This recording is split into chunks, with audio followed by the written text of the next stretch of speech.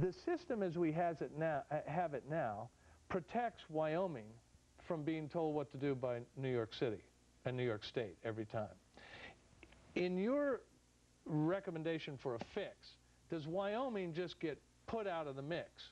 And No. by Wyoming, I mean every small state that can get outvoted by every big state. Actually, the idea that small states gain from this is kind of a myth. Who gains by it are any state where the election is close. If you look at the last presidential election in 2000, out of 50 states plus the District of Columbia, there was about 8 states, only 8 states that were up for grabs. All the other states, everyone knew who was going to win, either Gore or Bush. And so the candidates didn't go to those states. They didn't go to California, Texas, or New York. Instead, people in Pennsylvania, in Carbondale, Pennsylvania, and Scranton, Pennsylvania, a large state, were getting carpet bombed night after night with TV ads.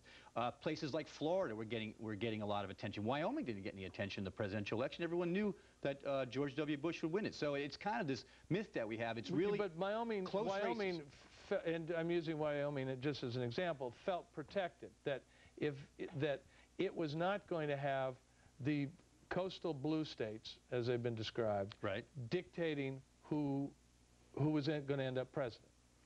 Well, again, it comes down to just a handful of states that are deciding the presidential election, because now with polling and focus groups and all these sorts of things... So how would allocations change it? By changing it, this is just one example of proportional representation, is where suddenly a state that is considered locked up, like California, suddenly a Republican candidate has incentive to get out there, because if you can get 45% of the vote instead of 40%, you win more share of Electoral College votes. Nationwide. Nationwide, exactly. And similarly with the smaller states like Wyoming and others that really are ignored right now. So who is against this?